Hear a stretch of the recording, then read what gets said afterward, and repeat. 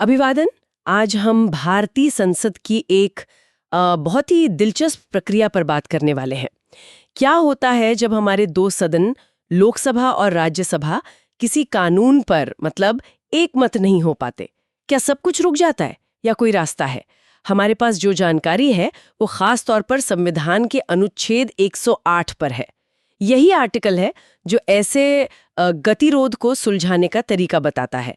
तो आज इस चर्चा का मकसद यही है, समझना कि ये संयुक्त बैठक या जॉइंट सिटिंग आखिर है क्या, कब होती है, क्यों होती है और भारतीय लोकतंत्र में इसका क्या महत्व है। तो चलिए खोलते हैं इस व्यवस्था को, देखते हैं कैसे संविधान ने संसद के दो पहियों में तालमेल बिठाने की कोशिश की है। बिल्कुल।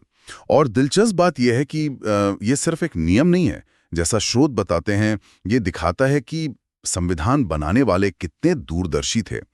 उन्होंने अंदाजा लगाया कि भविष्य में ऐसे मतभेद होंगे और उसका हल भी सोच कर रखा। ये प्रैक्टिकल अप्रोच दिखाता है। सही। तो सबसे पहले ये अनुच्छेद 108 कहता क्या है, एकदम बेसिक लेवल पर। स्रोत के हिसाब से शर्तें साफ हैं।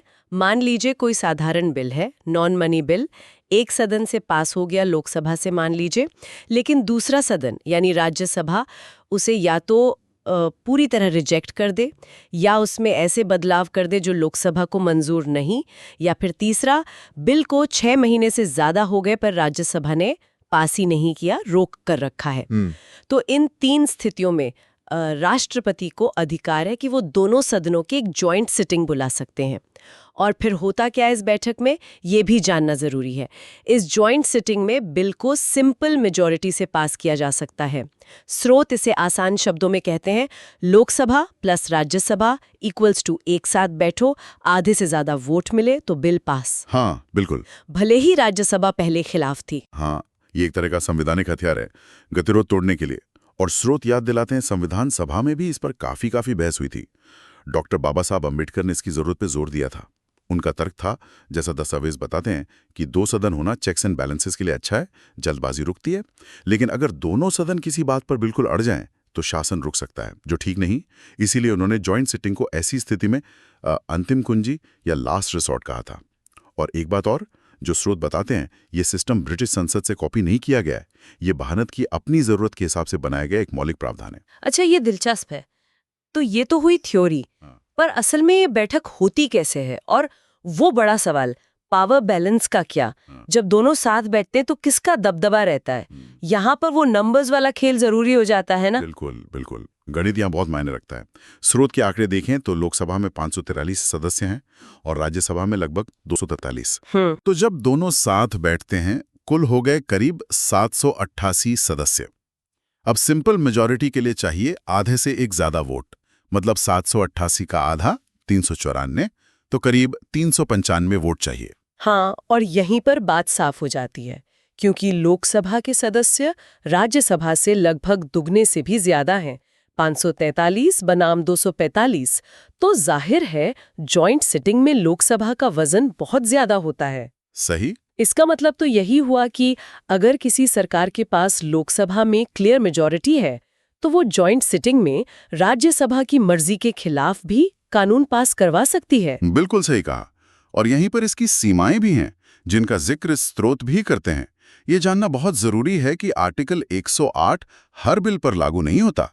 संविधान ने इसका दायरा मतलब सीमित रखा है। ये सिर्फ सामान्य विधेयकों यानी ऑर्डिनरी बिल्स पर ही लागू होता है। अच्छा, मनी बिल्स पर नहीं? नहीं, मनी बिल्स पर बिल्कुल नहीं, और संविधान संशोधन विधेयकों पर भी नहीं। ओहो, तो ये दो बड़ी श्रेणियां बाहर हैं। हाँ, मनी बिल्स के मामले में जॉइंट सिटिंग क्यों नहीं?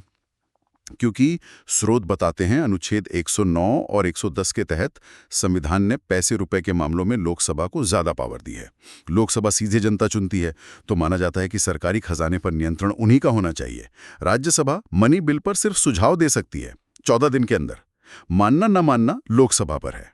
तो वहां गतिरोध की गुंजाइश ही नहीं है। एग्जैक्टली। इसलिए जॉइंट सिटिंग की जरूरत ही नहीं पड़ती। ठीक है, ये क्लियर हुआ।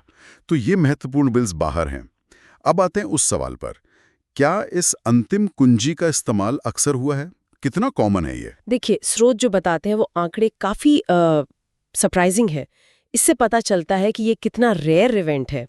2025 तक की जानकारी के हिसाब से भारत के संसदीय इतिहास में मतलब 75 साल से ज्यादा में सिर्फ 3 बार, ओनली 3 टाइम्स। सिर्फ 3 बार इतने सालों में? हाँ, बस 3 बार ही जॉइंट सिटिंग बुलाई गई है।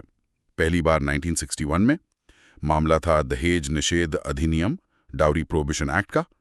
उस वक्त लोकसभा और राज्यसभा में सहमति नहीं बन पा रही थी, तो नेहरू सरकार ने जॉइंट सिटिंग बुलाई। वो तो बहुत जरूरी कानून था। बिल्कुल। दूसरा मौका आया 1978 में। तब banking service commission repeal bill का मामला था।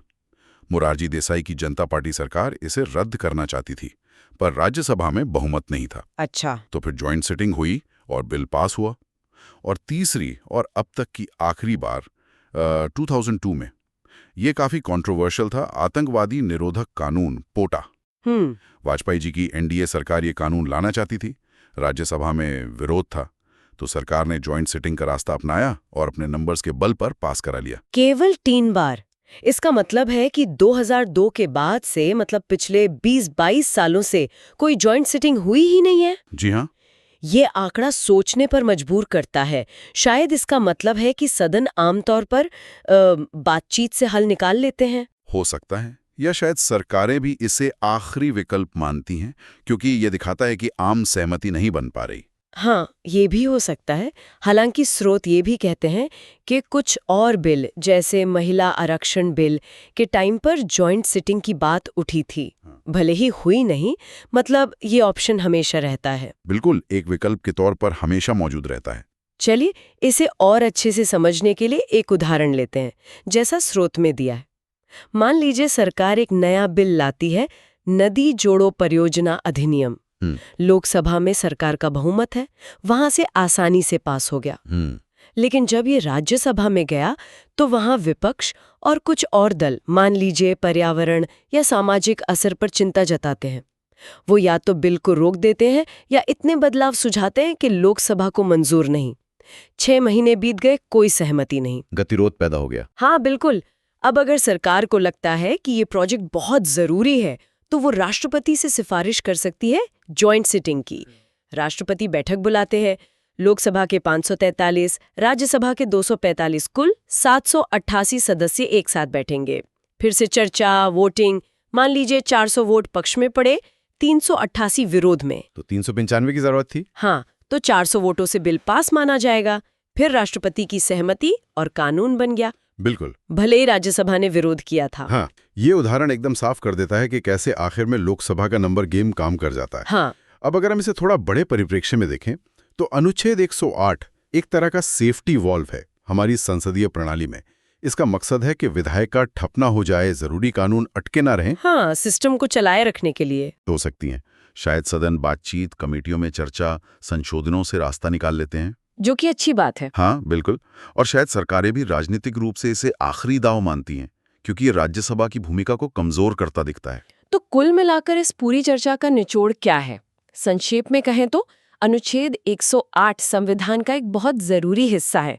ये हमारी 2 सदनों वाली विधायिका को काम करते रहने में मदद करता है, खासकर जब साधारण बिल पर सहमति न हो। ये गतिरोध तोड़ने का एक लोकतांत्रिक तरीका है, भले ही इसमें बहुमत का जोर ज्यादा चलता हो। सही। हाँ, ये बात तो है कि इसकी वजह से लोकसभा यानी जनता द्वारा चुनी हुई सरकार को राज्यसभा पर एक बढ़त मिल जाती है, पर उद्देश्य गतिरोध खत्म करना है। आज हमने अनुच्छेद 108 को समझा, कैसे लोकसभा और राज्यसभा में असहमति होने पर जॉइंट सिटिंग से कानून बन सकता है। ये भी देखा कि ये शक्ति सिर्फ साधारण बिलों पर है, मनी बिल या संविधान संशोधन पर नहीं। और इतिहास बताता है कि इसका इस्तेमाल बहुत बहुत कम हुआ है। जी, और यहीं पर यह चर्चा एक अहम सवाल पर खत्म होती है, जैसा कि स्रोत के आखिर में भी इशारा है। क्या भविष्य में इस जॉइंट सिटिंग के प्रावधान में या इसके इस्तेमाल की शर्तों में किसी बदलाव की जरूरत है? ये सोचने वाली बात है। बिल्कुल। ये देखते हुए कि ये कितना दुर्लभ है और जब होता है तो लोकसभा का प्रभाव कितना ज्यादा होता है, क्या इस शक्ति को रीबैलेंस करने की जरूरत है ताकि राज्यसभा की भूमिका थोड़ी और मजबूत हो, या उल्टा क्या इसे और आसान बनाना चाहिए ताकि जरूरी कानून अटके नहीं? मतलब शर्तें बदलना, जैसे वो 6 महीने का इंतजार। हाँ, हो सकता है। या किन बिलों पर ये लागू हो उसका दायरा बदलना। इस तरह का कोई भी बदलाव हमारी विधायी प्रक्रिया के संतुलन को, मतलब जल्दी फैसला बनाम गहरी सोच विचार, जनता की इच्छा बनाम अनुभवी सदन की सलाह, कैसे प्रभावित करेगा? ये कुछ गहरे सवाल हैं जिन पर भविष्य में विशेषज्ञ, सांसद और नागरिक जरूर सोच सकते हैं। ये सिर्फ एक प्रक्रिया का सवाल नहीं, लोकतंत्र के स्वरूप से जुड़ा है।